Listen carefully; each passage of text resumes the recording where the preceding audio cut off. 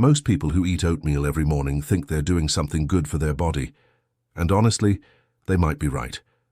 But there's a part of the story that almost nobody talks about, the part where oatmeal can quietly work against you depending on how and when you eat it. By the end of this video, you're going to understand exactly what oatmeal does to your body over 30 days. And there's one specific timing detail that most people completely get wrong. Here's something that might surprise you. Oatmeal has been marketed as the ultimate healthy breakfast for decades. Doctors recommend it. Dietitians put it on every meal plan. The American Heart Association practically calls it a superfood.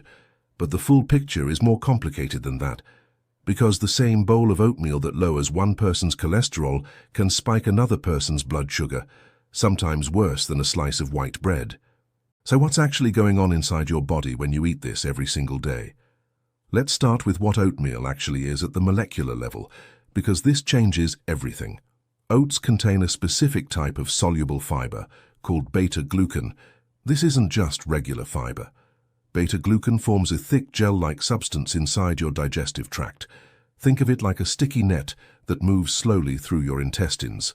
And that slow movement is the key to almost every benefit oatmeal has, but also some of its drawbacks. A single cup of cooked oats gives you roughly 4 grams of beta-glucan, around 5 grams of protein, and about 27 grams of carbohydrates. It also contains manganese, phosphorus, magnesium, and iron. Sounds perfect, right? Hold on. Oats also contain something called phytic acid, an anti-nutrient that actually binds to those minerals and partially blocks your body from absorbing them. We'll come back to that, because it matters more than most people realize. Now let's walk through what actually happens inside your body, day by day, when you commit to eating oatmeal every morning for 30 days. Within the first 24 hours, the most immediate effect is on your gut. That beta-glucan fiber feeds the beneficial bacteria in your large intestine. Your microbiome, the community of trillions of microorganisms living in your digestive system, responds quickly to new fiber. Some people feel slightly bloated on day 1 or 2. That's not a bad sign. It's your gut bacteria waking up and adjusting to a new fuel source. By day 7, something measurable starts happening in your cardiovascular system. Beta-glucan doesn't just sit in your gut. It actively binds to bile acids, which are made from cholesterol. Your liver, needing to replace those lost bile acids, pulls LDL cholesterol from your bloodstream to make more.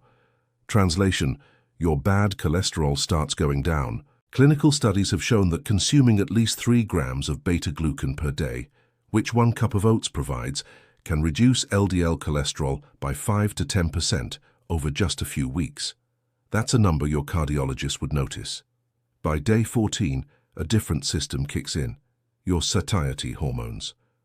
Oatmeal stimulates the release of a hormone called GLP-1, which signals to your brain that you're full. You may notice that your mid-morning hunger cravings start disappearing. You're not eating less because you're trying harder. Your hormones are genuinely changing.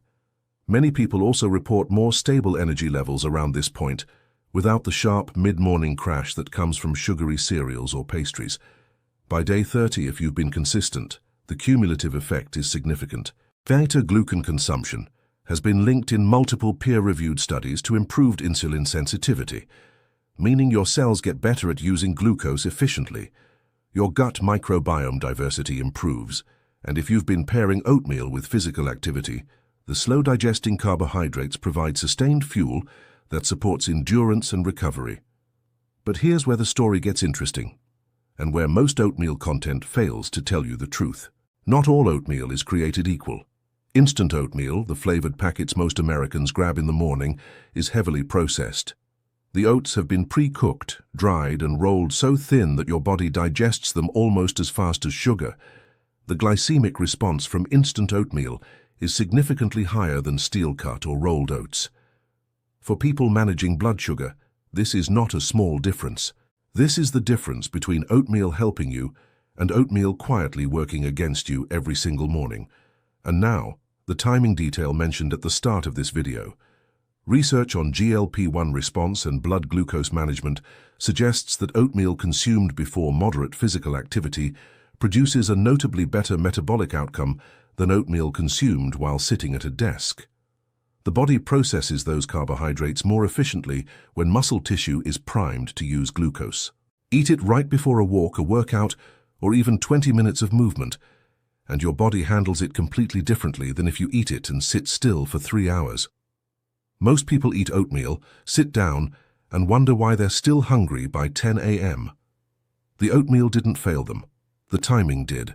Now let's address the myths, because there are a few big ones circulating online. Myth 1. Oatmeal is the perfect blood sugar food for everyone. False. For people with insulin resistance or type 2 diabetes, even plain rolled oats can cause significant glucose spikes depending on portion size and what's added. Toppings matter enormously. Brown sugar, honey, bananas, and flavored syrups can turn a blood sugar-friendly meal into a glycemic event. Myth 2. More oatmeal means more benefits. Also false.